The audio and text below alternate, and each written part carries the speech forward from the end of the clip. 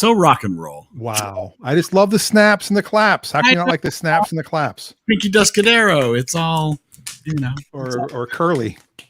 Good old welcome, everybody, to September 6th, the first Monday of the month, 2021, episode 65 of the EriDan Film Festival, that time of the week where we get together to talk movies and TV and entertainment in general and, check in with all of y'all to see how you're doing. And of course, it's a double feature tonight. It is Room and Shazam. Yeah, so this is going to be. I was mentioning to Dan earlier that I have no idea where the conversation tonight's going to go. I tried to make some guesses as far as where we might end up in the rankings. Who knows where these two films are going to end up? Dan, how would people join us if they wanted to be part of this? Oh, it's so simple. Oh, you just go to EriDanLive.com. EriDanLive.com. And then you can just show up in the screen here with us. We can talk about the movie, and you can rate the movie if you've seen it, and you can help pick next week's movie. It's true. So if you're just watching and you haven't seen these two movies, you can just watch for like the next 20, 30 minutes and then join us as we start to pick a movie for next week, right? Yes. And then we can also, after that, we talk about what we've been watching since last we've met. Holy crap, have I watched a lot. Yeah, get on here and talk about your obsession with Ted Lasso or whatever. You can join us, and so we're gonna have it's a fun-filled, entertaining evening. And of course, we've got some guests already lined up to bring in. So let's bring in some peeps.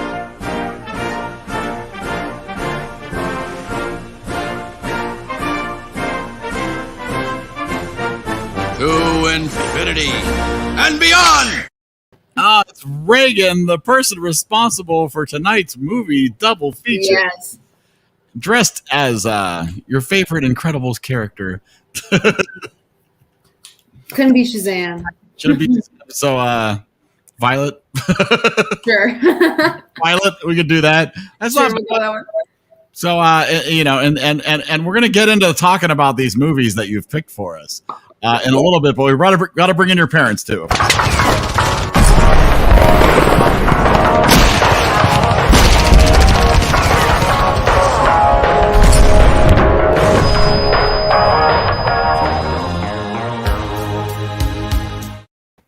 It's America's favorite couple.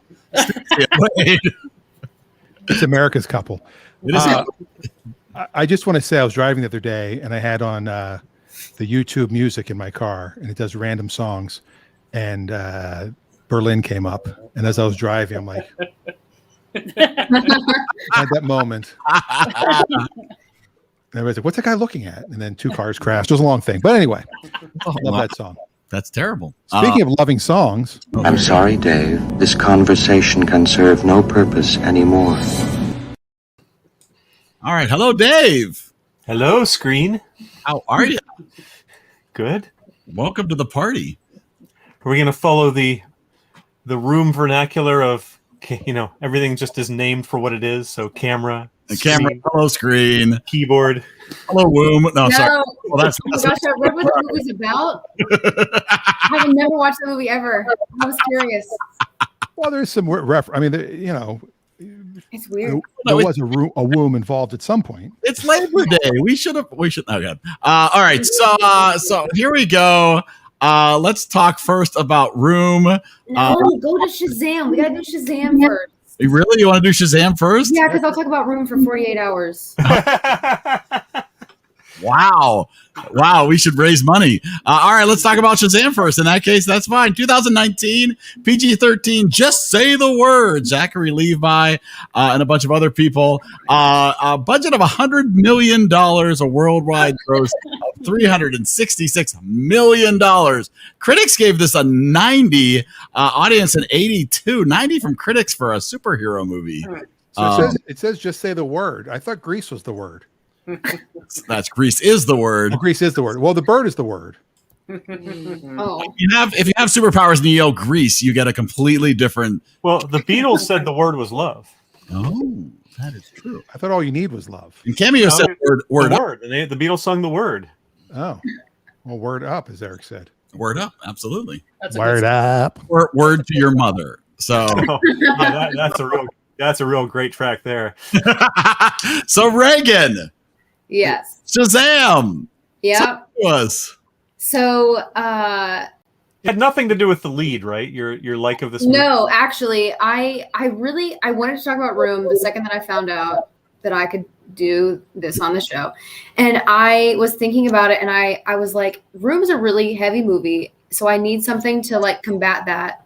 And I wanted it to be like a male-led film, but I didn't want it to be something like Shallow Hal or something. I wanted something like with like action involved and something that you didn't have you literally locked in a room. So I don't know. I just had like both of that. I just wanted it to be like that. But I do like Zach Levi. Yes, I do.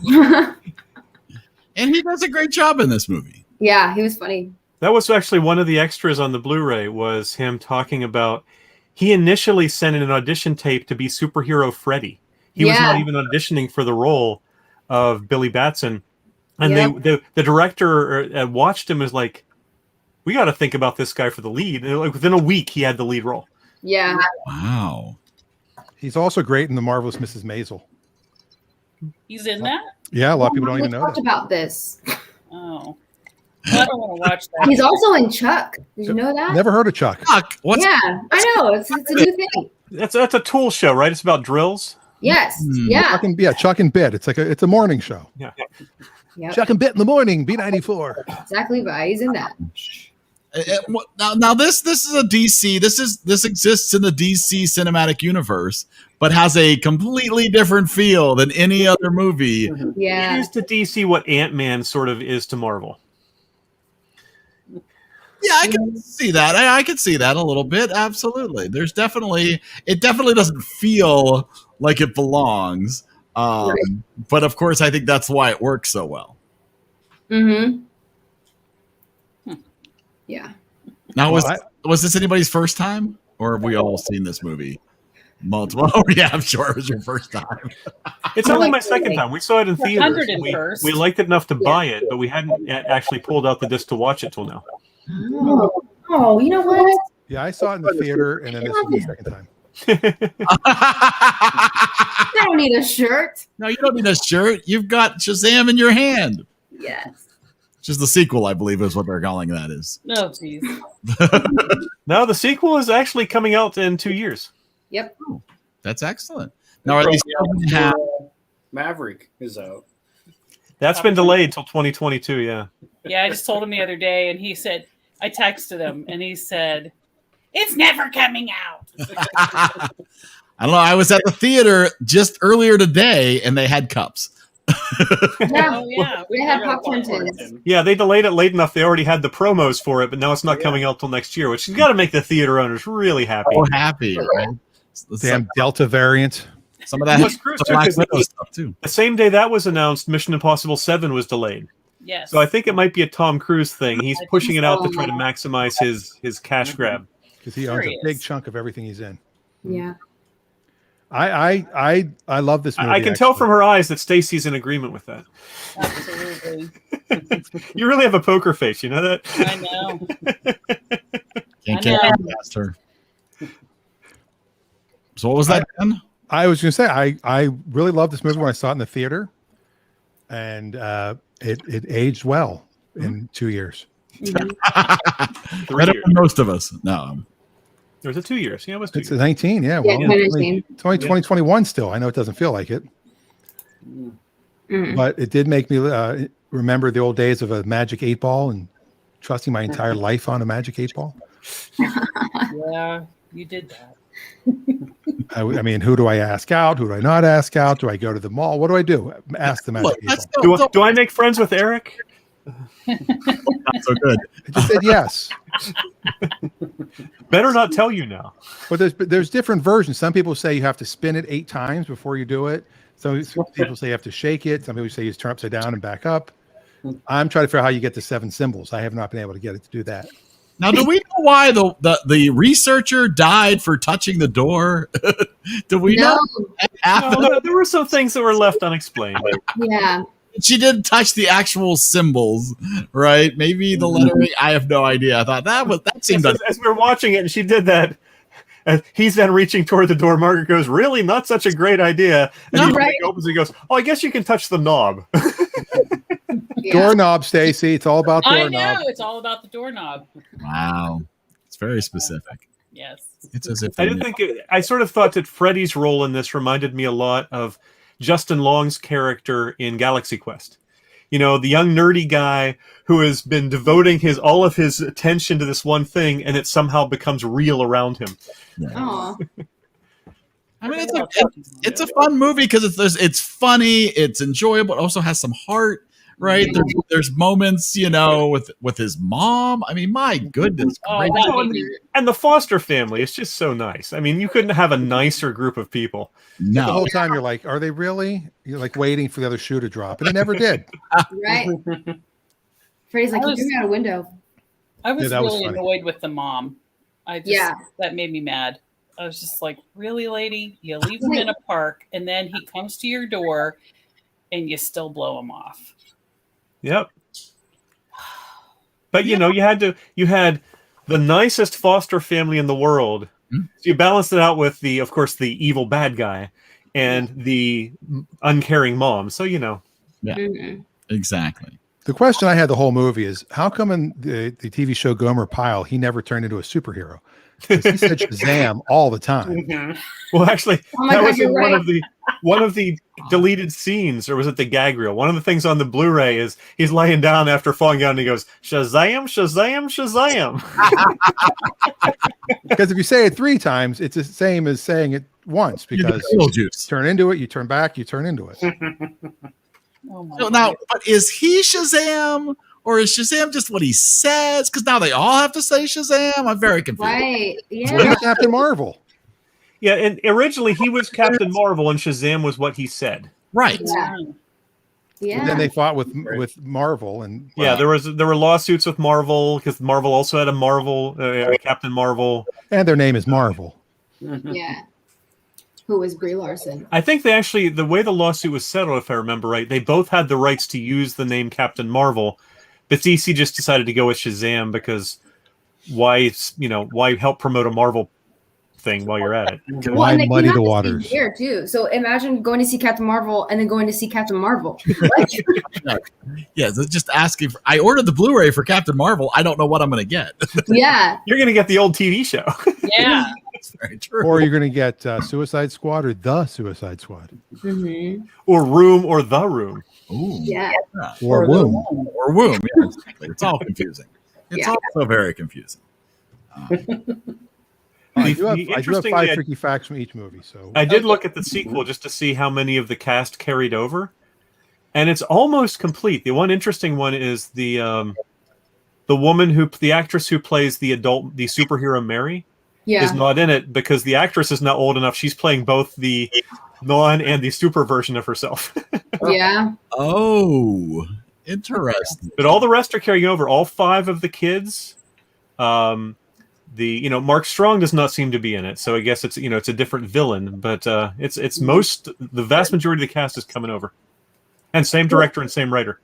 Well, that's good. Now and again, and I'm not a comic book guy, so I don't know the history. Is there a history behind the caterpillar? Is there something like, oh, well, that's actually the evil caterpillar from I'm not a DC transformation. person. I was a Marvel person. I don't know. to me, Yeah, the caterpillar, I don't know. it was just transformation because caterpillars turn into butterflies. I thought maybe it's something to do with that. Could be In fact, to me, the only thing that didn't really work, and it's not a big criticism, but the only thing that didn't work was the 7 deadly sins were just 7 ugly monsters. I mean, there was no real thematic. Oh, gluttony does this, lust does this, Right. greed does this. They were shaped differently, but they were all just 7 ugly monsters that beat you up. Well, and I wondered about that too because they talk about how Shazam is like the purest person on earth or whatever, but then he wanted to go to the strip club, but he was fighting lust. So I was like, that doesn't make sense to me. What's interesting is all the other people were tested to see if they were pure of heart. Yeah. Billy Batson never was tested. Yeah, they were like, "Oh, that's Ashley because Angel." I think that may have been deliberate, because I think what it was the wizard, and even the monsters said this, is, you'll never find this. Right. You can search forever, you'll never find what you're looking for. I think ultimately he settled for the last candidate because he was out of time. He's like, "You're all I have." He was like, chances are earlier candidates, a lot of them may have been adequate, but he was just searching for perfection and he could never find it. Hey, I've got several jobs that way where I just happen to be in the right place, the right time. Okay, you know what? You're fine. Your work. It's all about adequacy. Dan, you want to share your freaky facts? Sure. 5, 4, 3, 2, 1. Ooh, so freaky. Well, the first one I love, and it's actually the first thing listed on IMDb. When he attempts to fly in the mall during his battle, there's a group of seemingly unimpressed shoppers that can be seen in the background. They're paying him little mind. They're not paying attention. Those are actually visible crew members that were filmed by accident. And shopping bags were inserted digitally to make them look like shoppers. That's hilarious. There was a PA, somebody grabbing some coffee for somebody. Oops. Yeah. Shazam, who, as we mentioned, was originally known as Captain Marvel, was the subject of Hollywood's first ever superhero film adaptation, Republic Pictures' Adventures of Captain Marvel from 1941. Wow. Oh, we'll go watch that next week. Going way back. Zach Levy, we've heard of him. Zachary Levy, of course. I think Reagan's mentioned him once or twice. Maybe. He's one of a handful of actors that's been in both DC and Marvel films. Do you know what Marvel film he was in? Are you asking me or everybody else? Anybody? So Reagan knows. Anybody else know? Eric, you don't know? No. Go ahead. It was Thor 2. He was in 2 and 3. He was in The Dark World and Ragnarok. He portrays Fandral. Yep. Fandral. He's blonde. He has a goatee. And Adam got it right as well. Thor. There you go. During early development, the film title was Billy Batson and the Legend of Shazam. Oh, I like that. They cut it way down to just Shazam. Because it was recognizable Yeah. to us. The character Billy Batson was born in Zumbrota, Minnesota, which is the birthplace of Captain Marvel's original artist, C.C. Beck. That's kind of a fun stat. And they talked about the fact that there's actually an 8th deadly sin. Despair. The caterpillar. Despair. The caterpillar. Despair. And that he suffered despair from his childhood. Oh. When his father didn't love him and they didn't believe him, and he lost out on, I'm talking about the bad guy. So that's all I got. Those are my 5 freaky facts. Those are great. That's actually 6. Wow. Bonus. A bonus one there. Just like the 8th deadly sin. Exactly. So I was watching on YouTube some footage of the old TV show with I don't remember who the actors were, but I do remember thinking that boy looks nothing like the man who plays Shazam. Couldn't be him. And that the forefathers or whatever they're called were cartoons. Yes. I was like, and of course the recognizable cartoon voices that I knew from every cartoon ever on Saturday morning. This is the checkers game. Sorry, jeez. Okay. Just in case He's you're playing online checkers in another window. So. Good job, Eric. Yeah, no, it was the least I could do. No, I was bringing up a clip, but it was they were trying to play a commercial. So we could watch a little bit this about what you're referencing the Yes. Yeah, it's pretty awesome. Oh no, watch out for the balloon. Oh, here we go, because there's a good flight scene. There we are. Wow. It's totally a different guy too. It is a terrible costume. Can we admit that the costume is? But that's not the guy who plays the guy. That was the stuntman's face. The fact that they have the symbol from the dating game on his cape is... I know. Yeah, why do they use a stuntman for the flying scene? Production budgets. They did not have $100 million to spend. Well, ironically, in the D4. trivia on IMDb, it says that at $100 million, this was one of the cheapest DC films. That's crazy. Oh, that is crazy. Yeah. I did like the references to the other DC characters, the Superman at the end, the Wonder Woman and Aquaman in the credits. The credits are adorable. The credits are a lot of fun. Yeah. You know, my son thought they were a lot like the Spider-Man Homecoming credits, which but they're fun. They're super fun.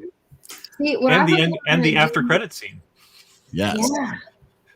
What I thought was going to happen was in Chuck, Brandon Routh is a character in season 3 and 5, and he is Superman. And I really thought that they were going to have him come in to be Superman, and it wasn't him. It was some like stunt man to dress up as Superman. But how cool would have been if he was there as that cameo for Chuck? I was like, oh, I would have died. The director was talking on the Blu-ray again about the Superman cameo, and they were deciding how to do it, and they had a couple of different ways they had talked about doing it. Yeah. And finally, they decided on that, and to not even show his face, and they decided that would work even better. Yeah, I think it worked really well. It is pretty good. It's a pretty good moment. It's there's a lot of moments to smile about and laugh about in this movie. Adam said that he thought it was a good movie, but he felt the main villain wasn't as powerful as and he also said that he likes it as one of the better DC movies, but it's not as dark as he likes for a superhero movie. Oh, I partially agree about the villain dark thing. It was. I thought it was pretty dark. I guess because when I see Zachary Levi, that I'm like lighthearted, funny, and so to see the dark stuff was kind of weird. Well, it is interesting too that in both Shazam and Chuck, he plays a character who's just a normal guy who somehow has powers, like accidentally forced on him, if you will. Yeah. But he doesn't talk like this. He doesn't have to talk with all his lines. Because now I'm in costume, and now I have a deep, dark voice. I do think that Mark Strong is a good actor who played the villain well, but the villain role was not written terribly well. I would agree with that. Right. Yes. Well, do we want to since we have 48 hours remaining to talk about Room, let's throw numbers at this one first. The EriDan rating bot 6,000. EriDan rating 6,000. EriDan now activated.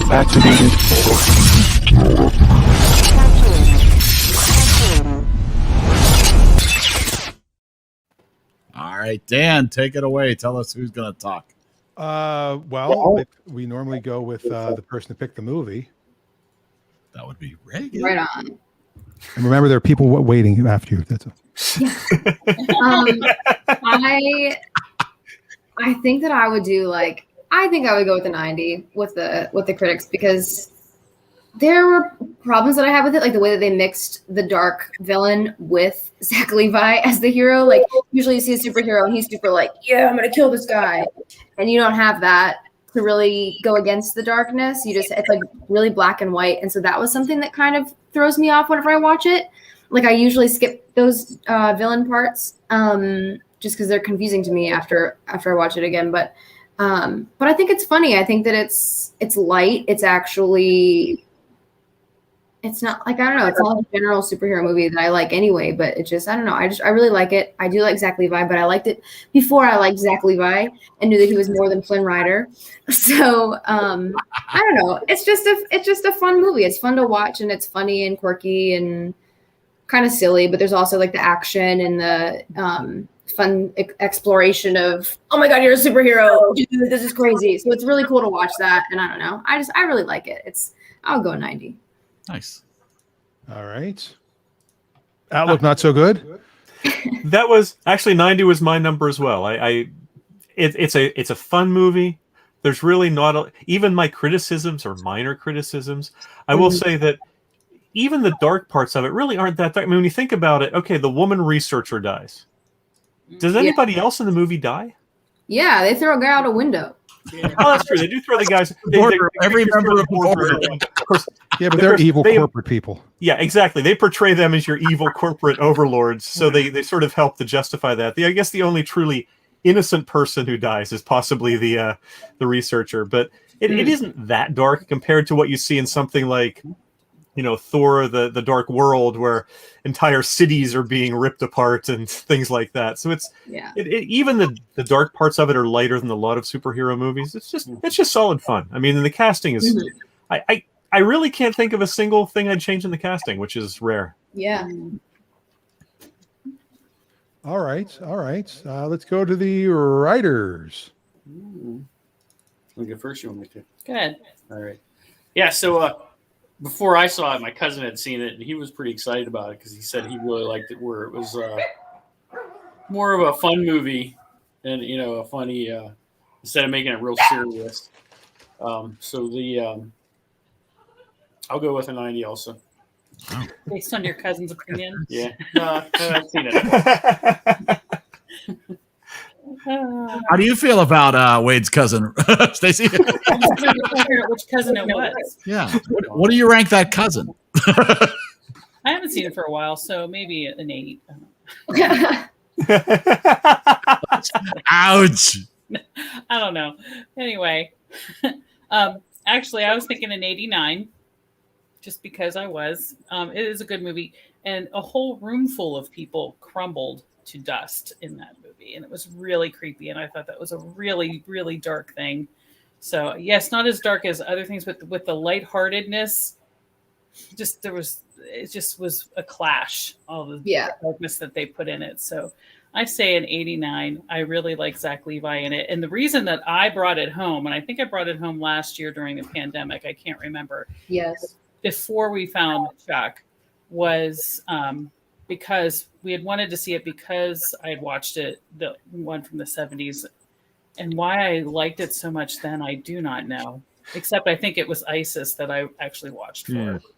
So when you go back and watch the Bill Bixby Hulk show, it really doesn't live up to its memory either. No, it doesn't. It didn't then either, but it was Friday night TV. Yeah. That's the thing. It was fun, and I was 10. And Linda Carter's Wonder Woman. Oh no, that's perfect. I don't know. Go back and watch a couple, and then tell us it's perfect. I love them, so. Especially early when Lyle Wagner was there. Yeah. Not the first season. Second, third season are my favorite. That's I didn't like. Nice. Yeah, well, Wonder Woman, the second season, Lyle Wagner played his son. Yep. Because they started the movie like World War II-ish. It was originally a vintage show, and then for the second season, they brought it up to the modern day. Yeah. Well, I got to watch that again. Wow, All right. I didn't realize that. I like this movie. I like superhero movies. I haven't found one yet that I haven't liked, and I kind of agree with everybody. But I'm going to go just to keep it at a 90 average. Well, not for long, but go ahead. Oh, yeah, there's Adam. I was going to give it a 92, but I'm going to drop it 1 to a 91. So everybody so far, not including Adams, we're at exactly 90. And there's my dog barking. And there you do have a dog barking. So, I'll go next. I have a pretty high bar for superhero movies. I like this movie. This is a fun movie. And it makes me, every movie or TV show where somebody gets superpowers, you gotta love that origin story and watching that play out. It reminds me of The Greatest American Hero. Yes. It reminds me of the first Spider-Man movie, not the first Spider-Man movie, but what's his name's Spider-Man? Yes, thank you. Tobey Maguire's Spider-Man movie is a great example of somebody learning how to use their powers. I enjoy that immensely. It's not necessarily because I have superhero movies that I could watch on repeat nonstop. It's not quite there for me. So I was at an 87, but not far away from where everybody's at. Right. Further away from where everybody's at would be Adam's score. Adam gave it a 75. Oh, that was my prediction for Adam. Yeah, but that's a high score. Made it higher. That is a very high score. That's high for Adam. So that's awesome. Amanda's in the comments saying that she's here, but she hasn't given a score yet. I believe she might have a score for us for this movie. Dan, do we know if your mother watched this movie? My mom was unable to join us tonight, and she's also unable to watch. I forget which one she didn't watch, but I remember she did not give me a score, so she's out. So she's out. Okay, like one of the sharks on Shark Tank. For that reason, she's out. Fair enough. Oh, and there comes Amanda with a very good score of 89. Nice.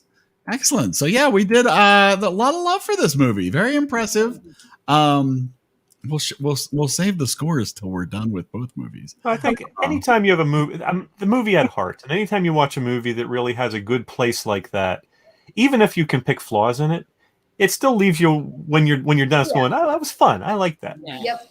Well, and can you get more fun than Room? No, you cannot. So 2015, our second movie of our double feature, Love Knows No Boundaries. Brie Larson, Jacob Tremblay, Sean Bridgers, and Wendy Crewson. $13 million budget, did $36 million in the box office. Both the critics and the audience at a solid 93 for Room.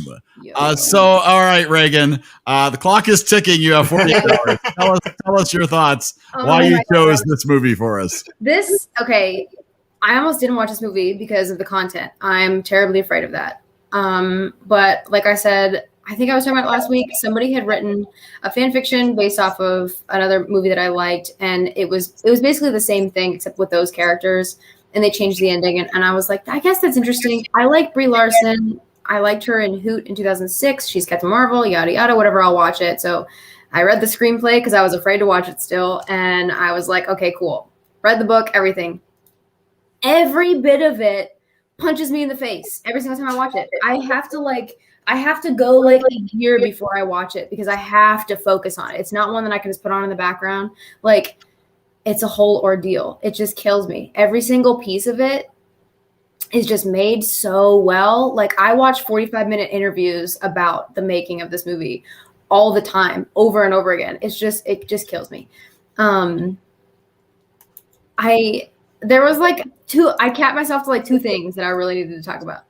I really love, so whenever Ma gets out of Room and they're in the police cars, all this stuff, the way that they filmed it just kills me. Okay, I never would have thought about this, but Lenny Abramson, he was like, this is what he did. He had it all separated into 3 parts. He told the police officers who roughly knew the story, they were like, this woman's going to come running out of here, and you have to put a coat on her, get the director to her kid. That's it. That's all you got to do. It's Brie Larson, by the way. That's what you got to do. Like, that's what it was. And then he told Jacob, he was like, you're going to play Jack right now, and she's going to come out, Brie's going to come out, and she's going to be playing Ma, and you need to, like, focus on her. She doesn't know where you are, so you have to, like, yell and scream for her. The only thing that he told Brie, so the way that it was set up is at the very end, like, they have that room. So Room was actually on a sound stage inside so they could film. But outside, it was like how you see the yard at the very end. It was like a legitimate shed, but I don't think that it was set up. I think it was set up like it was in the end the whole entire time. But he told Brie, he was like, so you're going to bust out of here and find Jacob. That's it. That's the only thing he said to her. And I love that because they filmed it one time and like you can see that. It just is so good. And it's just all the things that like nobody picks up on are my favorite parts. Like my favorite part is one that people will look over. I guarantee it. And it's whenever Ma had that suicide attempt and she's not there. And this is the very first time that Jack is away from her. Like in all of his life is away from her. And it's the first time for Ma that she's like separated from him since this whole thing started 7 years before. So I love it so much because it's like he's having his own little gone day because he doesn't know what to do. And she's in Room looking up at skylight, but you know that it's now because Jack is not there, but the stain is on the floor from whenever he was born. And like that's where she is. That's where her brain is stuck. That's where she's like stuck in Room. She wants to get out, but that's where she is all the time. But then you see Jack like in her closet, the most smallest Ma-filled room that he can find in that house because he misses it. It's just so crazy to me. It kills me every time. It just like I get literal chills watching that part, and everybody else is like, I don't get it, and I'm just like, you need to leave. Like, it's so good. It's so good. The only issue that I have is the casting of William H. Macy, and it's only because I know why they used him. I don't have a problem with it. I don't know who I would have picked, though. He's just an odd choice. That's literally the only issue I have with this entire movie. It's just, it's so good. I could keep going forever. I just can't. Just the way that they film the stuff, like the scene before she's rolling him up in a rug and she's talking to him and he's like, "Oh, we're gonna go to the hammock house and stuff," and he's like, "Oh, like you're gonna be there too." And she just kind of looks at him for a second, and you can tell that she like has no idea. She has no idea if she's gonna get out of there. She thinks that he's gonna get out of there, maybe find somebody, and like instead of being killed, and then Old Nick's gonna come back and get her. Like she knows that that's what's gonna happen next. She's just hoping that that's not what happens. She's hoping that like what actually happens. You know what I mean? And that's what she is hoping for, but she has no clue. So she has to sit there and tell him, like, yeah. But the way that they filmed that was the camera was in the floor. His room comes apart. It's so insane to me. Just the way that they did it has so much thought behind it. Everything is so good. Like even the writer, she wrote the book. The book is very different, by the way. Everybody dies. No, I'm sorry. Yeah. No, but added to the book that like didn't really need to be added to it. Like the movie, I'm really glad that she wrote the screenplay before she even published the book, because she just kind of felt like it was going to be a thing, and it's completely different. The screenplay is so different than the book is in general. It's just so different. It's so good though. The way that they did it, I'm glad that they did it the way that they did for the movie. It's just, I don't know. It's my favorite movie of all time, and it just. And it received a lot of accolades. I mean, it received 131 various nominations and 62 wins, including Best Oscar win for Brie Larson on this. Yep. Yeah. I did not know she was an Oscar winner. Yep. 2016. Crazy. It's so good. I just would like to share it with the world. So I always ask first timers. How many people was this their first time? This was absolutely my first time. I remember when it was out. I was working in Squirrel Hill when it was playing in the Manor Theater, literally across the street from my office, and I'd pass the posters every day, but I never went to see it. I never heard of it. Wow. You said about Womb, right? Yeah. Room, the room, the green room, the dark room, nothing. Yeah. Since the novel was out before the movie, it was very popular at work. But people talked about it like, yeah, okay. It was based on different stories, and so that they felt like the author didn't really handle it well. Mm-hmm. And I don't know exactly why, because I didn't read the book, because the content is not something I was ever interested in. So when Reagan became obsessed with this movie, he was so happy. Yeah. Yeah. Anywho, but it wasn't as creepy as I thought it could be. So yeah. Wade. What? Yeah, it was interesting watching it the first time with Reagan, and she's all excited trying to talk about it, and I'm like, shh, be quiet. We're trying to watch the movie. This girl, I have a 5-subject notebook. Was like kidnapped and stuck in a room in the backyard, and See, it's not something that I like at all. That stuff terrifies me. She won't go to Walmart by herself. So, yeah. I mean, I'm waiting for the Unbreakable Kimmy Schmidt to show up, because it's, she lived in a hole in the ground in the backyard. And John Hamm. Oh my gosh. Yeah, that was more of a guru thing. I guess I'll go next. I don't know if it's one of your freaky facts, but the boy who plays Jack is the voice of Luca. Yeah, right? I mean, he's had a pretty good career. Yeah. Since this. Well, he's in the Predator too. He is in the Predator, absolutely. Yeah. Mm-hmm. So he's doing voiceover stuff. He's got more work than I do. I do have some freaky facts if you want to do those real quick, and then he was young Candy on Last Man on Earth. Oh, no way. We can have a fact battle. No, I'm just kidding. Oh yeah. All right, Dan. Stump Reagan. Stump Reagan on Room. Good luck. Room, yes, exactly. Let me see if there is anything here. How many child actors did they see before they picked Jacob? well, How I don't know many? the exact number, but they had to go through a lot of them.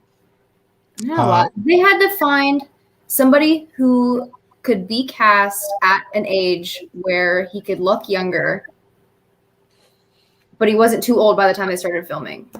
Well, he was 8 when they filmed the movie. He played a 5-year-old, but he was actually 8. They looked at more than 2,000 actors. Yeah, there were a lot. Brie Larson claimed All she judged on hair length, wasn't it? that was a wig. Yeah, he Kidding. didn't like it. Interesting. Your hair's not long enough. Get out of here, kid. It was itchy. Yeah. Because of him, they shot the entire movie pretty much in sequence. Yep. So As that they he did would in Secondhand experience Lions. We discussed that then, yeah. Yeah. Brie Larson claimed that she avoided washing her face at any time during filming to make it really clear on camera she was not wearing makeup. She also didn't leave her house for a month. That was my number one. She isolated herself in her home for a month without phone or internet, followed a strict diet in order to get a sense of what Ma and Jack were going through. Because she considers herself an introvert, she kind of prefers to stay home. She basically did the quarantine before the quarantine. Yeah. But without a phone or internet, which I can't even imagine. But near the last week, very depressed and would pretty much cry all day. Yeah. She said she would call her mom. She had a landline. She would call her mom and like apologize to her. She was like, I feel like I missed something, but I'm okay. It was funny. And from a writer's standpoint, this is interesting. Emma Donoghue, who wrote the novel, actually wrote the screenplay first. Yeah. She wrote it as a movie, and then probably no one was paying attention to the movie script she was trying to get sold. So she converted it to a novel. Yeah. That might be the problem people have with a novel then. Yeah, well, the book is really strange because it's like her reasoning for writing it in general was because she heard about somebody. She's Irish, and it was somebody over in some of those countries. It was like Hungary or something like that. And she one of those countries, Irish and Hungary. No, like overseas, Okay. So it was like closer to her. You know what I mean? Okay. But that's what she had heard about a thing. Yeah, I wrote a paper on this actually, but she read about somebody who I think her father kept her in her basement, and she was like, I'm curious about parenting in that situation. First of all, how do you stay alive enough to keep your child educated? Because this woman who was actually trapped was like, I'm going to teach my kids how to read and write. I'm going to teach my kids to do this. She was like, how do you do that? How do you just decide, I'm going to teach my kids? Like, how do you keep up and stay motivated with doing that? But then also at the same time, she was like, how does a kid, because I think that this girl had a baby and then they got out whenever he was like 12, and she had like 3 other ones, I think, too. But she was like, how do you just go into the world after you have no idea about it besides like what your mom tells you sometimes? You know what I mean? She was like, how do you just actually go into it? And so like, that's why she wrote it. So I know people were bothered because there were actual stories about it, but she didn't write it about the actual stories. She wrote it about a mom in general, but the movie was a lot more about Jack's perspective. The book was not. But you don't know anything about Ma in the book. You just know that she's Ma, and that's it. Like, you don't know what she looks like. Nothing. Well, I think a lot of books are all about what's in your head. Right. Yeah. I mean, how many times you read a book and you go, oh yeah, this is Tom Hanks. Then you see the movie and it's not Tom Hanks. You're, come on. Right. Yeah. Exactly. They missed a big opportunity there. Yeah. It is really cool to read, especially. Well, I watched the movie first and like did all the research, but there's a lot more in the book that I did not like. Like they focus in on a lot of stuff like, this kid is stuck in a room with his mom. So obviously that's it. They're the only ones. They're going to be extra comfortable with each other. They take baths together. Like there's like this little stuff like that's kind of weird. And then whenever they get out, Ma has a brother, and like a sister-in-law and like a niece or something. And so Jack's really confused about that. Like there's all this weirdness that didn't need to be there. I understand why in the book you would explore that, but I didn't like it. And it was just kind of strange. And there was a lot of stuff that they kept out of the movie that were in the book that I really was happy about. And like with her dad was a lot more receptive to the whole situation in the book than he was in the movie. There's just a lot of differences. The movie's way better. Good to How know. many people say that? Only my kid. Yeah. And not because I don't like to read, Yeah. but because it's real. Dave. Oh, okay. Put you on the spot. I figured we had 47 more hours to go. I was. Oh, I will give it to you if you want it. She's just catching her breath. I mean, it is not a movie I would have watched on my own for the reasons that the subject matter is something that I do not want to generally watch. Yeah. It's in those interesting categories of movie that I have a huge amount of respect for excellent filmmaking and respect it for that and liked it in its way. Oh my God, yeah. I'm not really sure I'd watch it again though. I feel the same way about the movie Seven, which is a really well-made, horrific movie about horrible violence and mental illness. And I watched the movie. I'm glad I've seen it because it's a very skillfully made movie, but it's not a movie I probably ever expect to watch again. Yeah. This is not as dark as that, but it's a tremendously well-made film, and there were some things in it that were really interesting. Yeah. It's weird to say, but the hardest character to understand is her father, not even Old Nick. You know who that character is. Right. Old Nick. Yeah. Abhorrent as he is, you know who he is. Right. The father is just head-scratching. Yeah. I mean, I'm not saying I completely misunderstand it because I have known people or read of people with that sort of mindset, but it's just so disturbing in its way that he would be unable to bury his own prejudices and feelings and hurt his own child that way after all of she had been through. It's just that was shocking, right? That was shocking and upsetting. Yeah, disturbing. More disturbing in its way than the acts of the main villain, if you want to call it that, in the movie. Just strange. The most sympathetic characters in the movie, other than Jack and Ma, were the woman cop. Yep. Is tremendous. Amanda, she's so nice.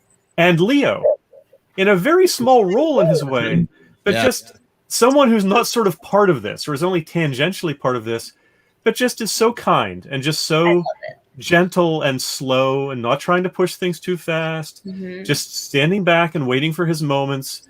Very well done. I thought that was a tremendously well done role, both in the writing and the direction and acting of that.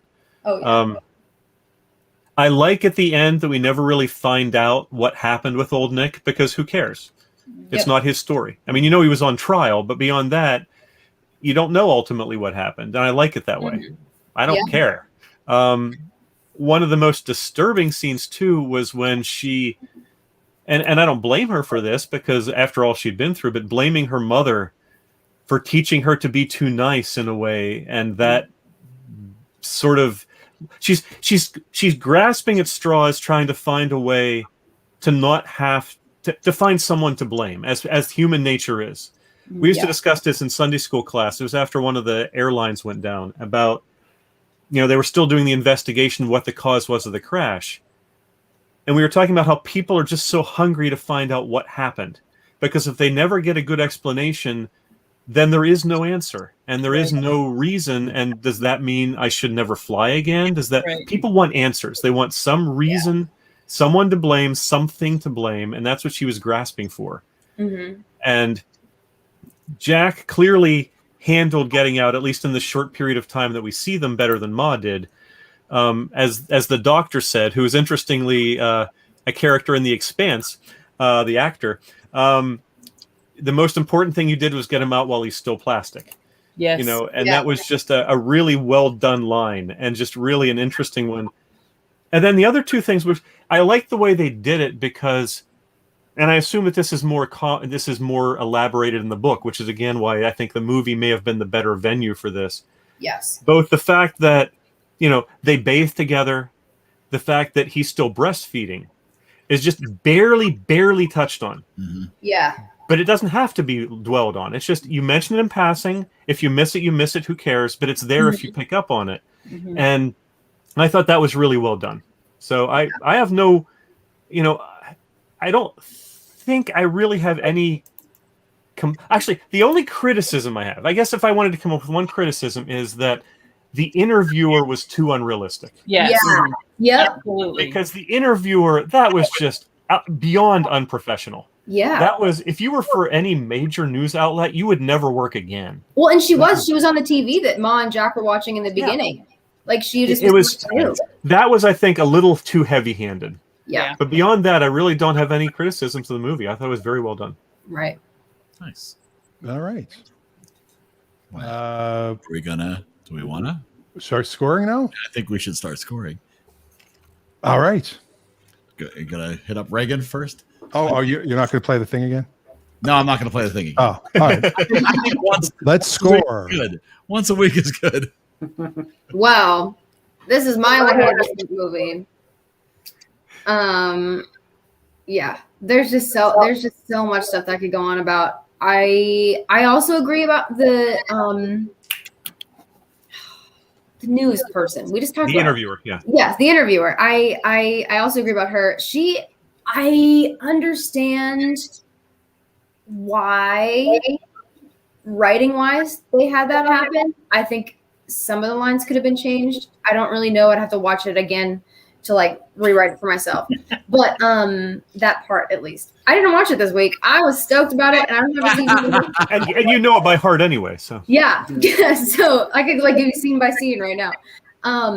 There was just so much that I liked about it. Like, I like how like even in the beginning, this could have been like a really dark movie. Like especially like how it split up into two sections. Like both sides could have been really dark, especially in Room. But they didn't do that, and I really like it because it's like it's more about how much Ma loves Jack and like vice versa. It's about them. It's not about what's happening to her. Like we're adults, we understand. If a kid was watching it, they'd be creeped out. Like they'd be like, "Oh, I don't like the feeling of this." You know what I mean? But like, you don't see what's happening. You don't know what's happening.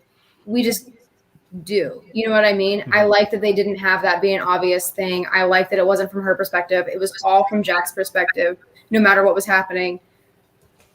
Yeah. And then, and I also love how they did that. Like, I guess you would have to do it this way, but like in the beginning, you're in Room and it feels so big to you because that's the only thing on the screen. It's the only thing that you see, you know? But then they get out of Room and like whatever, and then they go back to it at the end and it feels so small. It's the exact same size. We talked about this a lot. Like they are two separate sheds because the one was on a soundstage and the other one was in Canada. But they're the same size and everything, and it feels so much smaller, even with less in it. Like I love that, like that feeling because of the way that they filmed it. It was just, it was so good, so good, everything about it. But yeah, the only issue that I really have, besides the little like the thing with the interviewer, is the dad. I understand his situation. I understand the character that he's supposed to portray. I understand that we are supposed to feel for him in a way, but I also understand that we were supposed to be on Ma and Jack's side. And I think that's why they got somebody more well-known, so that he wasn't just some weird nobody that we were like, okay, that was kind of weird. You know what I mean? I think that's why they had some well-known characters, so we could be like, oh, connection, like we can connect with that character.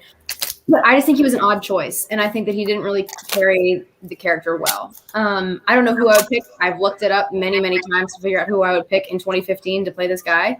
But it just is not coming to me. But I don't know. That's the only issue that I have. But it is definitely a 100% because it just kills me every single time. I get real worked up about it. I have a 5-page notebook full of notes for it. I wrote a paper on it, and I wrote the paper incorrectly, but I got an 88 because I knew my content. It was good.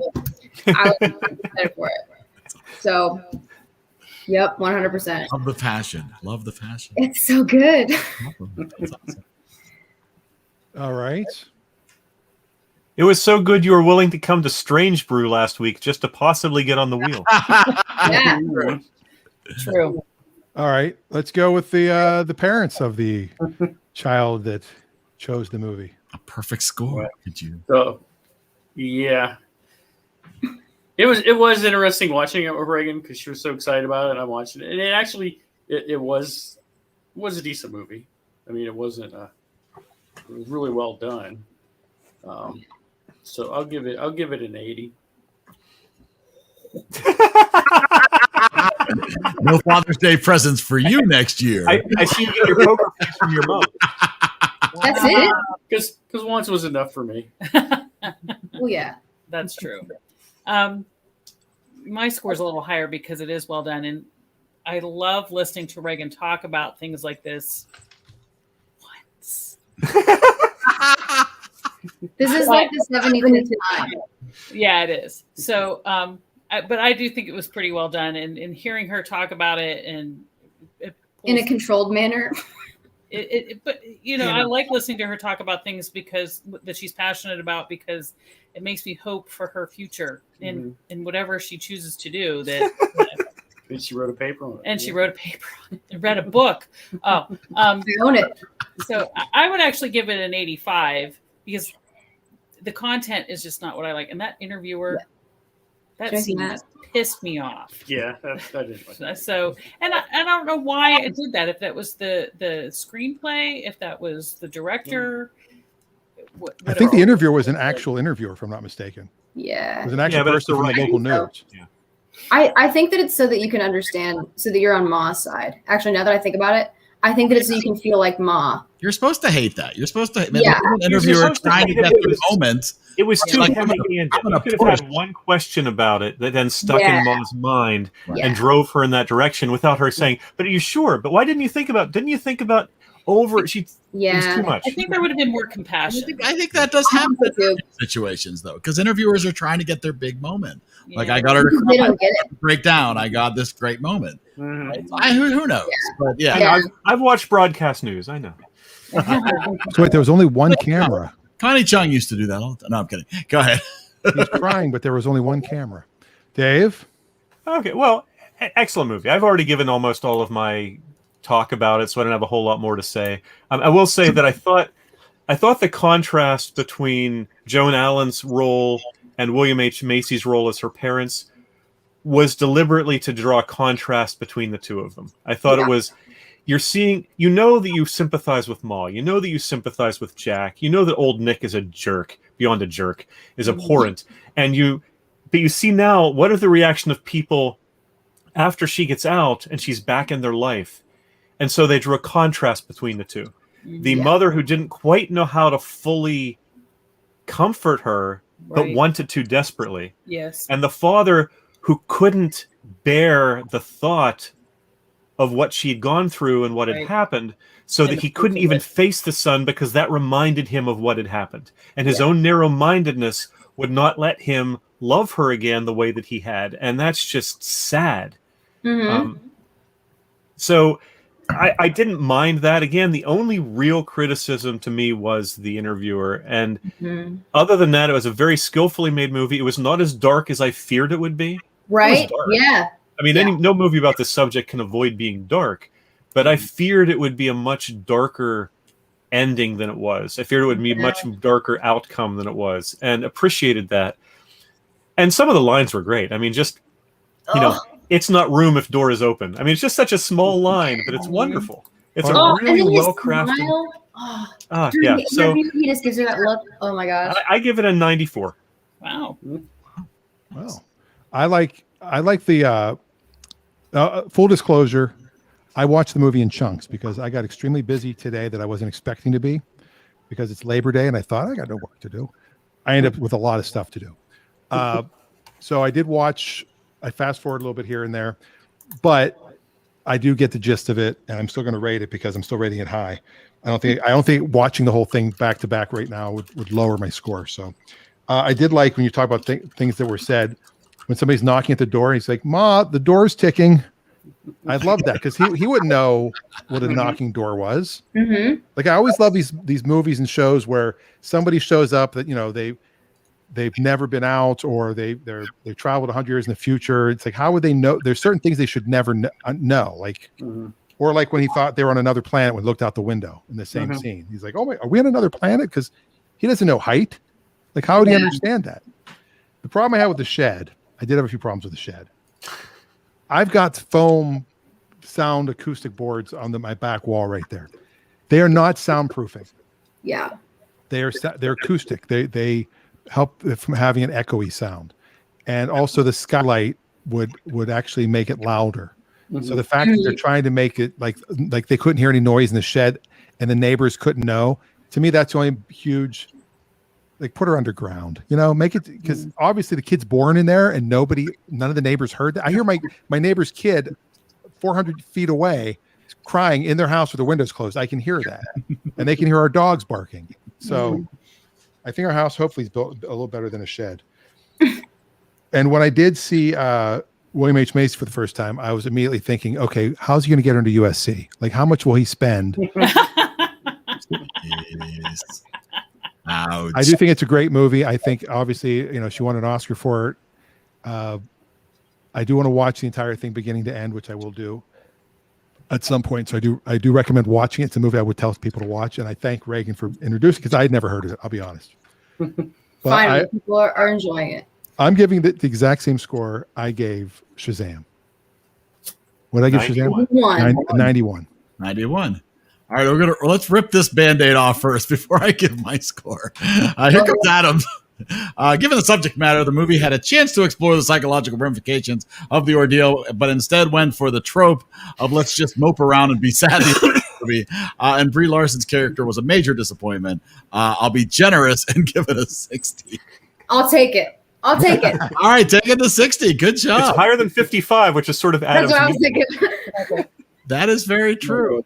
So me and my wife watched this. Well, she wasn't going to. She was trying to get work done, but she kept getting sucked in.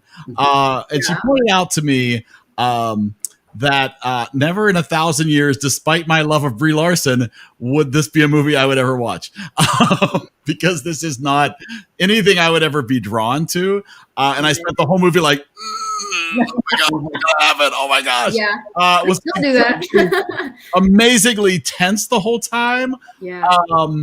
But oh my gosh, I loved it. I really did. I thought I cried like 9 times. It was so emotional. It was awesome. I said I wouldn't change a thing. I mean, honestly, I just really enjoyed it. And I think it would be so much easier to watch again now. Because it doesn't have. I think it would lose impact watching it. And Reagan would know. She's watched it a million times. But I just don't know. To me, I would afraid it would lose some impact after you knew what happened. I definitely think it would not have that same tense feeling that I felt, which has obviously made it an emotional ride. But the performances are so great. I think I could watch it again, not like every day. I'm not a psychopath. I can't do it. No. But I went with the critics and I gave it a 93. Yeah, it does. It's never have the same effect. You're right. But whenever you know the stuff that's happening, you get all these different details. Like with Jack in the truck, you see the shovel. Like you don't really see that at first. Like it kind of freaks you out or whatever, but you're like stressed about like, oh, does he get out? But whenever you know that he gets out, you see that shovel and you're like, oh, that's creepy. I like that. Like it's just weird. Like all the different things, like whenever they're leaving room, everything. It's just so, you just notice extra stuff about it. And that just makes it 100 times better as you watch it again. That's why I take so long to watch it. Because I'm like, okay, I got to take another 5 months and then we'll do it again. And I do appreciate, Reagan, you choosing a contrast between the styles of the two movies. Yeah. I was like, we don't want to die. Yeah, we did. I say we. My wife did not watch Shazam again this morning, but I did it as back to back and totally watched Shazam second as a palate cleanser for this, because I had a feeling it was going to be heavy, and it was. But it actually made for a fantastic double feature, right? Because it was amazingly tense for a while, and then you got to relax and just enjoy some humor and I thought they made excellent back-to-back movies. It also reminded me in a strange way of when Jack was talking about after his 5th birthday being 5.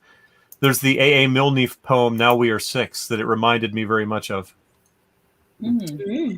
Yeah, now we are 6. We're as clever. I think we'll be 6 now, forever and ever. It's I never heard that, but yeah, I see why it would. Mm-hmm. It's just so sweet. I'm so glad I got to talk about it. Well, there we go. Is there anything else you want to share about it before we're Probably, but I don't remember it. I'll have to send links for the Brie Larson interviews that are 45 minutes long. They're the best things ever. They're so good. I'm probably going to watch one after this. That's awesome. This would be like on Colbert when he says, well, we had a lot more for this interview. We'll throw it up on the website. There you go. Yeah. Bonus content. Not only neither one of these movies made it to the second page, as you might have guessed. Right. It did bump both Night Shift and The Santa Claus to the second page in our rankings. Not only did they not up in the second page, they both ended up in the first column of movie rankings. We've got Shazam coming in with an 87 and Room coming in with an 86. Wow.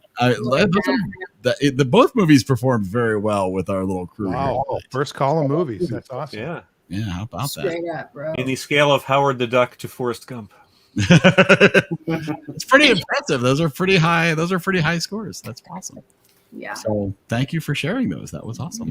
Thanks for watching them. So now the question is, what's next?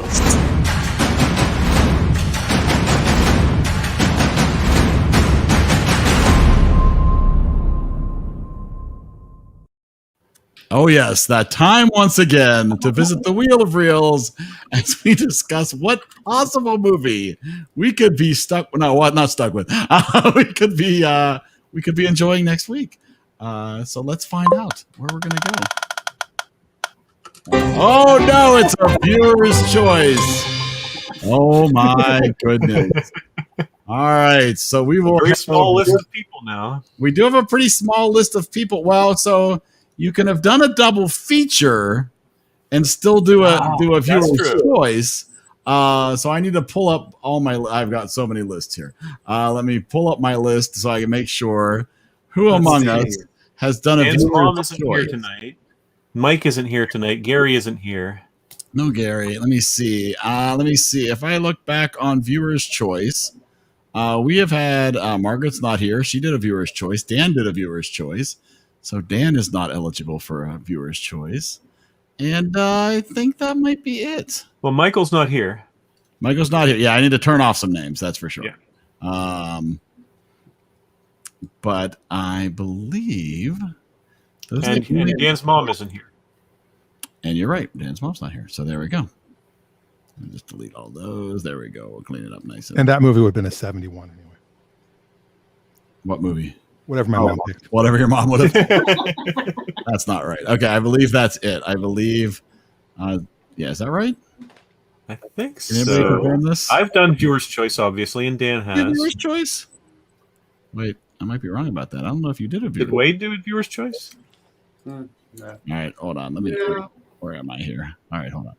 All right, so according to my list here, Dan's done a viewer's choice, Margaret's done a viewer's choice, and that's the only two. So Dave and Wade have never done a viewer's choice.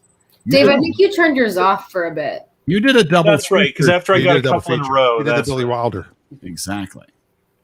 So yeah, so Eric, why do you never have Jen score in any of these? Right. Huh? Where she Why at? does Jen never give a score? She doesn't What have to does come she on, feel but you about can always Room? give her I score. know she's just not into it. Like Room? She just, she doesn't want to play. I'll ask her next week if she, I don't know. That's just not her thing. All right, are we prepared? Yes. Are we prepared? Is everybody we've got? I have a barking dog, so I'm going to be muted as you do this. Let's shuffle this real quick. I'll give a quick shuffle here. There we go. Wow, now it's all different now. There, I've just changed the matrix. Oh, wait! Yeah. Oh, no. Goodness. Oh, my. Here we go. Wow, I have no idea. You have no idea. Well, you could come back to you after we talk about what we're watching, what else we're watching. Or if you don't want to choose, we can spin again. It's up to you. I have a list. Would you like to look at it? If you'd rather, you'd rather take some instruction from your daughter, or if you'd rather have some time to think about it, or you can just pass. And we'll leave you on the wheel. Yeah. He's thinking. I don't know. Oh, you got What's it, that movie. movie with everybody having babies in? You want to watch What to Expect When You're Expecting? 3 Men and a Baby. Adam, Nah. Is that the one you want? Which one? what to expect when you're expecting? That's Adam Elizabeth Pye. Banks. Is that what? Yes. That is Oh, Elizabeth Banks. Is that the one you actually want, or are you just joking? I'm joking. I thought that was a book. I'm not gonna make everybody watch that. You read the book. What's your Seriously, favorite we've movie, never Wade, heard from other than Adam Top ever Gun? again. What's your second favorite? Oh, I don't movie? know. Let me try to think of a good movie for Adam there. See that, Adam? We care about you. Absolutely. Hey, he gave good scores tonight. Yeah, he did. For Adam standards, yes. Yes. I was like Room. He has, Like I think as long as you're true to your own scale, that's all that really matters. Yeah. Sure. You know, you don't have to worry about the overall score. All right. Well, streaming. Why don't we talk about what else people have been watching, and then we'll end the night with whatever our movie choice is going to be. Okay.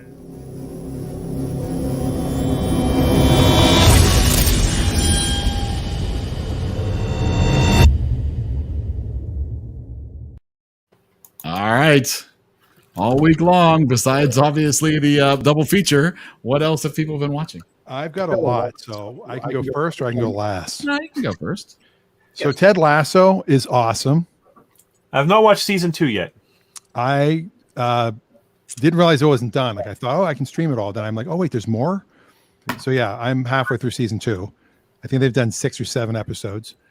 So that's a great show. And I didn't realize it was based on I'm like, why does it always say based on NBC Sports? It was the TV spots. Yeah. It was a commercial basically that they hired Jason Sudeikis to do, and he created that character. So as I'm watching Apple TV Plus, one of the many Plus networks, I think we should have a network called Plus Plus.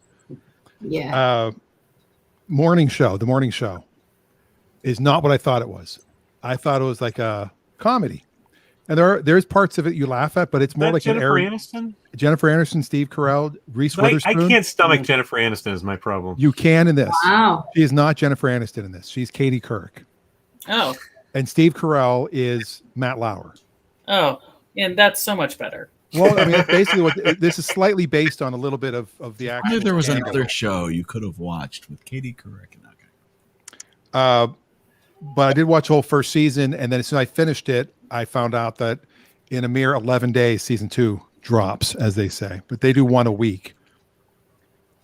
And then in my study of sitcom pilots and how things have changed from the original draft to what aired, I watched Bob Newhart, the original show. I love that show. And I have episode 9 is actually the pilot episode. And Roger's not in it. The apartment's totally different. Emily is the same actress. It's still Suzanne Plachette, but she's very different. The character is very different. And Bob wants a baby. The whole thing's about Bob wanting a baby, which never comes up again. And then the other thing I watched also was Guest Book. I watched the first 2 episodes of Guest Book, which was on TBS. That's Greg Garcia, the guy that also created My Name is Earl and Raising Hope. Yeah. Raising Hope. Brilliant. As brilliant as Bob Newhart is, and I do think he's a brilliant comedic actor, the thing that both of his shows did so wonderfully was surround himself with great character actors. You have Bill Daly, Tom Poston. I mean, just tremendous. Yeah. And Bill Daly wasn't in the pilot. Mm-hmm. And what was his character's name? You said Roger, but I think you're thinking of I Dream of Jeannie. Oh, it was Borman, because his cousin was Gordon Borden. Howard. I was Howard. Because he had Roger was Roger Healy. You're cousin, Gordon Borden, the Mormon Doorman. Yes. That's like Bob Loblaw and his law blog. Oh my God. From Arrested I Development. have that DVD of the first season that my mom gave me to watch, and I haven't yet because Reagan has been in charge of the TV. I am not there anymore. Chuck lives on my TV now. It's okay. Oh, the family. I love the two of you because you have such similar facial expressions, you two. Each time, almost like you're related. When you rolled your eyes, and then 5 minutes later, when Reagan rolled her eyes back at you, it was great. Yeah. Yeah. So yeah, it's been fun watching the old stuff. Nice. And that's all I got. We were watching Mary Tyler Moore on Decades this weekend because of Ed Asner passing. They played it all weekend. And yesterday I'm watching an episode and they're talking about the little things on the ends of shoelaces that have no name. Aglets. You know what I'm awesome. talking about. I'm like, you know, it didn't have a name then? Wow. Everybody knows Aglets. That's awesome. Well, this will be my night to disagree with Adam on almost everything. Adam did not enjoy Shang-Chi. He didn't think it was. He thought it was boring. I saw it just today. It did tremendous box office. It was amazing. It was so good. I looked at my friend and I was like, hey, can we go to China? And he was like, we should go to Japan. It's better. And I was like, my dad went to Japan. He goes, he loved it, didn't it? And I was like, yeah. Honestly, it restored my faith in what Marvel is heading in the new direction. So better than Black Widow? I would definitely better than Black Widow. Yeah. Yeah, definitely better than Black Widow. I thought there was some fun nods I felt to some Jackie Chan fight scenes in there. It was so cool. There was a lot in the movie. There's a lot. I'm not going to say anything specifically, but this was a movie that I could have turned around and walked right back in and watched it again. Yeah. In fact, I'm thinking about maybe going someday this week just to catch a matinee because it was fun. It's for Black Widow, for whatever you think of the Black Widow movie, it's not fun. There's not a lot of fun in the Black Widow movie. This is a fun movie, and it really, and I thought, because it's been a while since Marvel's introduced a new character, I was a little nervous about how that might go, and I think it went very well. I saw that with a group of friends yesterday, and they're like Marvel fans, and I'm like the Marvel fan that likes the superhero stuff and likes the actors, you know what I mean? Mm-hmm. So like that's why I went. But it was so beautiful. First of all, the music was so good, everything was so good. It was a little bit long with me, so like by the ending I was kind of like, my wife did fall asleep during the final fight scene. Right, but it was really cool. I watched Black Widow and I was like, I am definitely Yelena Belova. And then I watched this one and I was like, oh wait, but that's me. Like Aquafina, that's me in real life. That's how it was. I was like, oh no. That's awesome. It was really fun. It was such a good one. Such a fun movie. It's honestly, well, it's funny because my kids, I have teenagers. They're in a snarky phase of life, right? So everything is worth making fun of. Yeah. For the first 10 minutes, 15 minutes of the film, I could hear them over. Like they'd make little jokes about what was ever on screen. But there's a point on a bus. That's all I'm going to say. There's a point on a bus where all of that stopped. Oh, and yeah. Focused for the rest of the movie. I think that's the scene they showed in previews. That's very possible. A little bit, yeah. I have not watched any previews. Like I went in completely blind for this movie. Like I hadn't seen a preview. I had no idea of any of the spoilers. So yeah. That's the one I put on. I do want to say, without any spoilers, I would like Morris to just live with me. I am ready. I'm going to go to Target tomorrow to buy a Morris. Do they have them? Yeah, it's available. I'm just saying, if you want something to snuggle with, that you can pick that up. Adam says he can't stand anything with Aquafina in it. It's not funny at all to me. More annoying than anything. I do agree with that, but it was really sad to look at myself and be like, "Oh wait, that's me." And also shares that he's enjoying The White Lotus on It's HBO. got great reviews. I've not seen that. I have not seen it yet either, but I've heard. But what I have seen is Only Murders in the Building. We've watched the first 2 episodes. I've watched the first 3 here. I like it a lot. We've enjoyed the first 2 a great deal. Yeah, it's Steve Martin, Martin Short, and Selena Gomez. I thought doing an excellent job in this. Wow. It's not like she's the only person who could do this. I'm not like that. But I thought, go Selena, keeping up with Steve and Martin Short. Come on. It's different than I expected because based on seeing people involved with it in interviews or reading interviews with them, I thought it was going to be more episodic and not as much continuity. I thought it was going to be because Steve Martin said the number one inspiration for this was Murder, She Wrote. So I was expecting it to be more episodic like that, but no, it is very much connected episode to episode. Yeah. I started watching it. My wife recommended because she's watching it. 9 Perfect Strangers, and I'm watching, going, "Where's Balky? How can he not be one of the 9 perfect strangers?" He's off doing the Bartolomew's Dance of Joy. Yeah, that's right. He's the perfect stranger. I read that book last summer, 9 Perfect Strangers, and it has mixed reviews at work too. I was like, eh. So Dave, Adam is asking if it's worth, if only Murders in the Building is worth renewing his Hulu subscription. I don't remember how much Hulu is,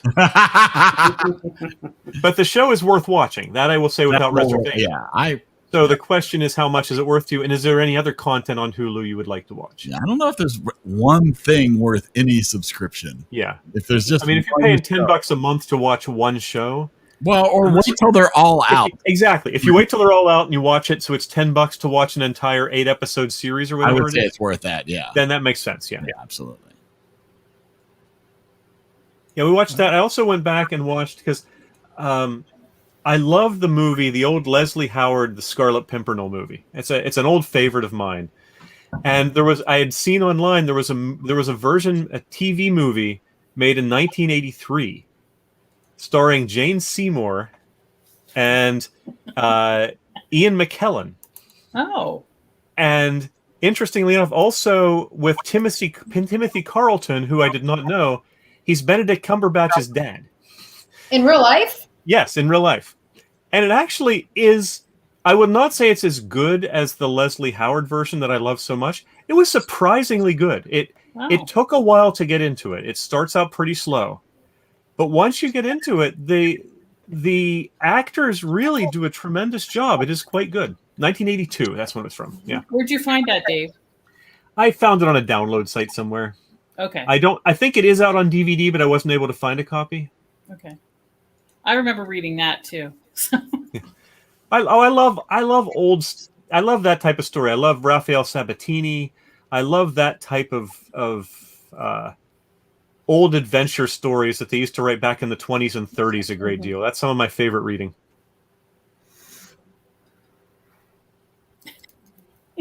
So how's the thinking been going, Wade? I was going for something, I don't know, kind of adventure. So I figure I had put the new Star Trek on the wheel, so we'll watch that. Okay. So the first Chris Pine Star Trek? Yeah. Okay. Nice. That's a good one. I brought those DVDs. We got the DVDs. Huh? Oh, there we go. So we don't have them to watch it. We have to rent it then. Yeah. I have it at work. Okay. Oh, I just remembered this. Well, first of all, I started binging Mickey Mouse Clubhouse because it makes me feel like I'm in Disney. Whenever we go to the parks at like 10 or 11, and that's what we watch in the morning is Chasing the Neverland Pirates and Mickey Mouse Clubhouse. I think my friend just put it on yesterday, and I've been watching it, and it's great. But anyway, I'm going to say, man, we also watched your Overexposed. I was watching that yesterday. Oh. We watched a couple. My friend, he watches like stand-up stuff, and we watched a guy he's British and his last name's like Acaster or something, and we watched one of his things. It was like 45 minutes long, and then I was like, oh, we should watch this, but it was like 12, and all three of us were like half asleep. So we're gonna do that next week because he likes to watch those, and I feel like he's somebody I could get to watch it with me. So we're gonna watch it sometime this week. Excellent. As everybody should. Yeah. Yes, totally. Yes, and Seinfeld is going to be on Netflix starting October 1st in 4K, not just high res. It's already been done in HD. But they pulled one of the episodes from circulation due to content that is no longer acceptable. I think that's only on broadcast television. I don't think the Netflix one's doing it. You're not sure? Okay. Because I know for some of the other shows like Parks and Rec, they have pulled episodes in The Office, even from the streaming services. They said they're doing all 180 episodes. Well, there you go. So will this be anybody's first time for Star Trek? The 2009 movie? If we've all seen this at least once, this will be interesting. Oh yeah, it's been a little while since I've seen it. Mm-hmm. And the late John I remember enjoying it. And this is the first movie of a trilogy, correct? Yeah. There are three. I don't know in it, right? I don't know if it's a trilogy or just the same, the same show, if you will, like Star Trek was. I'm not really sure I'd consider it a trilogy. Yeah, well, the fourth one's coming out. Categorize it as. It's the same actors, though, right? That's in. Yeah. And there's three, but I don't know if it's like set up that way. Right, because there's a fourth one that's about to come out. You consider Medea whatever a G? I mean, just because it has the same people in it doesn't make it. I usually consider for it to be a trilogy, it has to have a consistent story arc. Right. A beginning, a middle, and an end, so to speak. Well, in some ways, Although the Matrix 4 is coming out, and that's the Matrix trilogy. It's called. Wait, there's 3? Yeah. There is. I didn't even watch that. Revolution, and what was the other one? Was Revolutions and Reloaded. Reloaded, yeah. Yes. We really The new feel one is the new one's called Resurrection. Do we feel like the last 3 Star Wars movies were a trilogy? Because there's no real consistency between those stories at all. but the original 3 Star Wars were a trilogy. Those were a proper trilogy. Yes, the original so were a proper trilogy. It's 3 Now it's just a whole set. On the other hand, none of the original Star Trek movies, with Wrath of Khan and all of those, I don't really consider any of those to be part of a trilogy or anything, because they're pretty much standalone movies. There's occasionally pieces that carry over, but they're standalone. Right. But the characters are developing, so you're learning and growing with these characters. Adam said the page I brought up has a spoiler in it, so I don't know if anybody else read it. Don't read the Plex description of Star Trek if you hadn't seen it before. Has anybody here never seen it? No, we've all seen it. All right, watch it.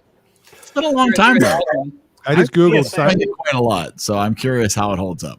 I remember being somewhat intrigued because I knew Zachary Quinto only from Heroes at that point, so I thought the casting of him was an interesting choice, and actually I thought he did a credible job. He's good. So, have you gotten down to the jewelry yet? Halfway through Scarlett Johansson here, and no, there is no sign of the jewelry yet in the Scarlett Johansson. Has that been burning since last week? Yeah. See, what happens is it's this scandal smells like Scarlett Johansson, and you get down later and it goes, and we'll sue you. That's not right. According to Variety, they are doing all 180 episodes on Netflix. They did not kill any. Good. Wow. However, the quote from Seinfeld's pretty funny. Larry and I are enormously grateful to Netflix for taking this chance on us. It takes a lot of guts to trust 2 schmucks who literally had 0 experience in television when we made this thing. We really got carried away, I guess. I didn't realize we made so many of them. Hope to recoup God knows how many millions it must have taken to do so. But worth all the work if people like it. Crazy project. Nice. $500 million just for the Netflix deal. Yep. Somebody canceled our Netflix, so I wonder who that was. Uh-oh. It was me. It was you? yeah, it was her Netflix. I bought it because Yvonne Strahovski, who was in Chuck, was in Stateless, and I wanted to watch it. And then I watched all of Gilmore Girls except for the very last one, and then I didn't want to pay for it anymore, so I canceled it. I like it to say someone canceled our Netflix when Reagan was paying for it. Well, I pay for all the streaming. Disney Plus is mine. Hulu is Emma's. Something else. Yeah, every family I think does that who has any streaming services. You have we pay for Netflix, someone else pays for Hulu. And my kids are mooches. What the heck? No, I'm kidding, guys. Time. Do they have jobs yet? See, that's the key. Yeah, I'm not touching that. So my only complaint, by the way, of the room was there was no post-credit scene. I was really hoping for one. I know, right? Yeah. Get some caterpillars in there and be good. Oh, jeez. All right, so for Room 2, you wanted a teaser for Room 2? Old Nick's Revenge, yeah. No, speaking of Star Wars, I was kind of filming this week because we filmed before COVID, me and my friends, and I have toys. Whoa. And we just came out of nowhere. That was find them. But Surprise lightsaber. yeah, so that's what I've been doing this week. We have to find out what ones we're gonna film. We like redo them. I'll have to send the video that I have of me and my friends, but we redid like Palpatine fighting Mace Windu, and we have like a Nerf gun. It's like all this fun stuff. That's what we do. you really should try bananas. Stuffed bananas work really well as lightsabers. That's very true as lightsaber. Kind of like, well, let me tell you a story about bananas with Reagan. When she was real little, I found these bananas in the basement. Here, we're watching The Jungle Book, where King Louis is squishing the bananas and getting them in his mouth. And so Reagan was downstairs trying to squish them into her mouth. He has always reenacted everything. Or memorized it or something. Yeah, that's how it is. We think I did send Eric. It's too long to show in the show. Yes. But I did send Eric. If you ever watched Iron Flicks on Netflix, first of all, my apologies. But second of all, the honest trailer for Iron Fist is hysterical. All those honest trailer things were funny. That was such a bad show. The honest trailer is about 8 minutes long because it is just there's so much to make fun of in that show that they couldn't make it shorter. Wow. Yeah, it's a really long, honest trailer. Yeah, it's the longest one I think I've ever watched. Yeah, but worth watching. And they're brutal. Yes, they do not pull punches, and nor do they deserve to. No, it's harsh, but it's hilarious. And they even actually have some factual stuff in it. Like I had never realized that apparently the actor playing the lead character refused to train. He was just like, nah, let's just do it. So they go through this montage that is absolutely hysterical, showing how they had to shoot the fight scenes to make them look even vaguely believable because the actor was so bad. Yes, including putting him in the dark. Covering his face so you wouldn't tell it was a stuntman. Shooting from strange angles. It's a little hard. The second season, no, Wade turned into a cat. That's my kitty. Better. The second season is somewhat better, but it's by Wow. I never even watched the second season. I couldn't imagine it getting much better, so I just skipped it. I definitely wouldn't say it's much better. I will say it's better, and if you were, I don't know, we were pretty invested in the Netflix. Well, you were also doing a full Marvel watch, so you kind of had to. Yeah. So, I mean, I don't know. And I have a pretty high tolerance. Yeah, it's a bad show, though. Easily the worst of the Netflix series. Yes. But it is too bad that a lot of that is no longer considered canon, according to... Well, what's wrong with casting a pasty blonde white guy in the martial arts role?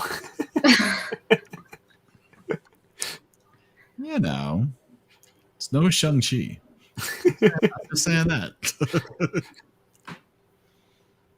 All right, so we have next week's movie. We have this week's scores. We know what we've watched. Yep, we've done it all. And next week, Star Trek. Yeah. I'm excited. All right. And what's going on with Clutch Radio this week? We'll be back September 11th. We're going to. I'm going to tell the story of what I did on September 11th. I was working at La Brea Chevrolet 20 years ago in Los Angeles. La Brea Tar Pits Chevrolet? Yes, on the corner of La Brea and 4th, technically Hollywood. And I went into work. Like, what else do you do? Yeah. That's your family at the time. And a guy actually came in and bought a car. Wow. Like, we're sitting there watching TV, and a guy walks in. We're like, yeah. And we're like, oh, wait, you're a customer. He's probably figured, I'll get a great deal today. He probably did. But I mean, I think we went a week after that without selling a car. Like, we went to work every day and just hung out and watched the news together and had lunch. And wow, it was crazy times. Yeah. Yeah. Wade went to work that day too. Yeah. Just left. I don't know what I did. I don't remember, but I was there. You were too. Yelling bad guys on TV and stuff. I remember going into work. Yeah. I went into work and I was late getting into work. I tended to keep a late schedule, so I was later getting in than most people. And everybody else in my group was in a conference room when I went in. And the plane had hit the tower, but it hadn't collapsed yet when they went in. So they were not aware that the towers had collapsed. Oh, geez. Yeah. I was actually asleep and I always slept with my TV on. And I had a dream that an airplane with no wings that looked like a giant Tylenol from the movie Airplane, I guess, took off from Burbank Airport. And I was like at the airport waiting in line. I'm like, that plane has no wings. That's so weird. And I'm like, there's so many planes. And then I woke up right as the second one hit.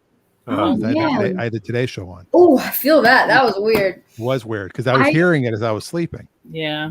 I really like stories about this. Like, I have this weird, like, you know how people have that weird thing? They're like, oh, I should have been there. I should have been there for like that. It's like that, but like not in the same way as that. But it's like, I wish that I could just be there. And I used to have my Southwest airplane hanging from just because I want to see it. Because I don't remember it. You know what I mean? I was alive at the time, but I don't remember any of it.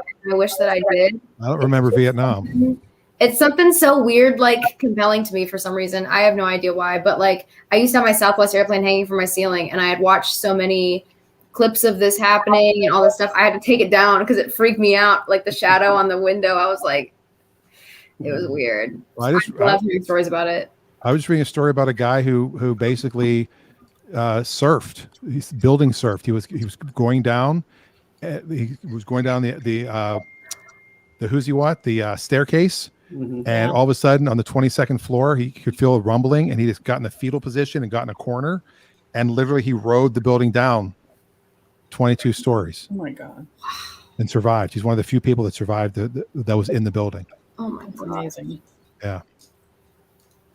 Anyway, that's crazy. It is crazy. So you'll be talking. So it'll be a light conversation on Saturday, talking about cars. Yeah, we're going to be talking about how cars have changed since 9/11. The 0% that they offered right away, and how people bought Corvettes at 0%. Only time they've ever done that. Darn it. Yeah. So what car did the guy buy that bought the car on December 11th? You know, I think he might have actually bought a Corvette. Yeah. Because So he was going to get a good deal. Yeah, I don't know that he got a deal, to be honest, because I think he had an appointment and he didn't want to miss out. Here's our only sale of the day. Yeah. Time. And we also had a lot of guys that were like, of different ethnicities working there. So there was a little bit of tension at one point between some of the guys.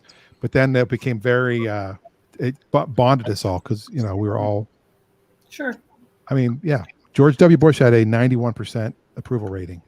Well, there was just an article that came out within the last week. The current head of the Anti-Defamation League came out and apologized for the way that they opposed the mosque that was going to be built in New York near the site of the World Trade Center, and he said that in hindsight they were mistaken, that they should not have come out, that it was a chance to actually bond together.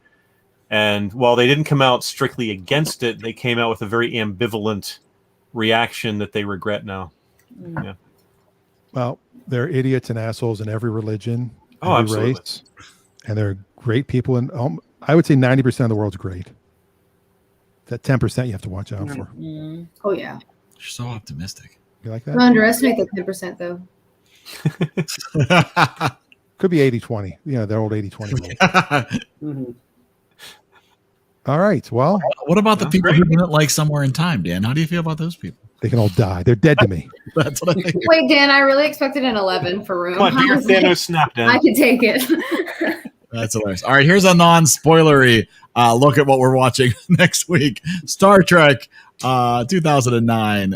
Really great ratings. Look at that, 94 and 91% on Rotten Tomatoes. So we'll see what this group thinks of it when we gather again next Monday. Also, we will have Rafi vacation. He's in Alaska right now. He sent some pictures of the Northern Lights. Oh, Some amazing things. He was Nice. on the Denali. What time is that on Saturday? He went hiking at Denali.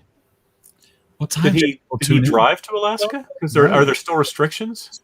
Yeah, I don't think you can get through Canada. No, you can't. I don't Yeah, think. he flew through. Okay.